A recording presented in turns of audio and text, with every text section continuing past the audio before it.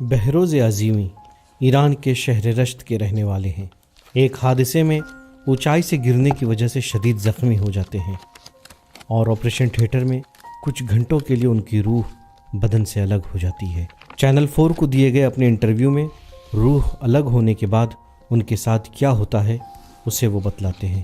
یہ ویڈیو ان کے اسی انٹرویو کا ایک حصہ ہے۔ وہاں ہر چیز میری آنکھوں کے سامنے ہے، کیسے کہوں پتہ نہیں، اور میں محسوس کر رہا تھا کہ ایک شخص ہے جو میرے بغل میں کھڑا ہے، اور جو چیز مجھے بتائی گئی تھی یہ وہ شخص ہے جو میرے بچاؤ کے لیے آیا تھا۔ یہ وہ موقع تھا جب میں سمجھ گیا کہ حساب کتاب شروع ہو چکا ہے۔ اب مجھے احساس ہوا کہ میں کہاں ہوں۔ آپ ایک میز کو تصور کیجئے، اس میز کی ایک طرف 4 لوگ بیٹھے ہیں اور ایک شخص میز کے آخری حصے وہاں بیٹھا تھا۔ اچانک میں نے احساس کیا کہ وہ میری طرف بڑھ رہا ہے۔ وہ جو 4 ایک ساتھ بیٹھے تھے، میں نے انہیں نہیں دیکھا، مجھے نہیں پتا وہ کس شکل و قیافے کے تھے، لیکن وہ تھے، اتنا میں محسوس کر رہا تھا۔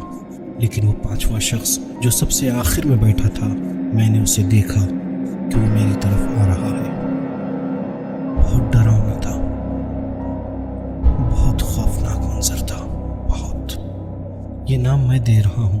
اس کا چہرہ بھیڑیے کی طرح تھا، لیکن زمین پر ہم جس بھیڑیے کو دیکھتے ہیں وہ اس کے سامنے بہت خوبصورت ہے۔ زمین کا بھیڑیا بہت خوبصورت ہے۔ اتنا زیادہ وہ بھیڑیا خوفناک تھا، اتنا زیادہ ڈراؤنا تھا، میں جتنا بھی آپ کے لیے بیان کروں آپ اسے امیجن نہیں کر سکتے ہیں۔ وہ بھیڑیا حقیقت میں میرا ہی عمل تھا۔ پھر جب ان سے پوچھا گیا کہ کیا یہ بھیڑیا آپ کے عمل و کردار سے بنا تھا، تو انہوں نے کہا ہاں، بہت ڈراؤنا تھا، بہت ڈراؤنی۔ فلمیں بھی اس کے سامنے ڈراؤنی نہیں ہیں۔ اتنا زیادہ ڈراؤنا اور خوفناک منظر تھا کہ ایک مرتبہ میں نے دیکھا، خوف اور ڈر کی وجہ سے میرے بال بڑھ بھی گئے اور سفید بھی ہو گئے، اور میں بالوں کو سفید ہوتے ہوئے دیکھ رہا ہوں۔ کچھ بھی بولنے کی ہمت نہیں تھی۔ میں جانتا تھا کہ میرا انجام برا ہونے والا ہے۔ ایسا بھیڑیا تھا جس کے گھنے کالے لمبے بال تھے، نہایت وحشتناک اس کے دانت تھے۔ میں نے سر سے پیر تک اسے دیکھا، صرف دیکھا۔ جب میں نے اس کے پیروں کو دیکھا تو دیکھا کہ بہت بڑی بڑی اس کی سم ہے، بہت بڑی سم تھی، اور میں اتنا ڈرا ہوا تھا کہ میں یہ نہیں سوچ سکا کہ بھیڑیے کی تو سم ہوتی ہی نہیں ہے۔ لیکن میں نے سم دیکھا، اس کا بدن کالے بالوں سے ڈھکا ہوا تھا۔ اس نے صرف ایک سوال مجھ سے پوچھا، صرف ایک سوال۔ ابھی بھی مجھے وہ انداز یاد ہے۔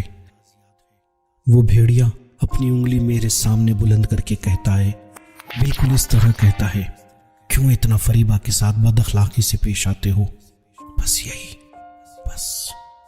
ڈرو، ڈرو اس سے جو خاموش ہو جائے جب تم اس کا دل توڑو، اور وہ اپنا تمام درد دل تمہارے بجائے خدا سے کرے، اور خدا بہترین سننے والا ہے، وہ کوئی چیز بھولتا بھی نہیں۔ پروردگار ان تمام فریاد و درد دل کا حساب و کتاب تم سے ضرور لے گا۔ یہ وہ موقع ہوگا جب تمہارے پاس کوئی جواب نہیں ہوگا، اور تم وہ دن ضرور دیکھو۔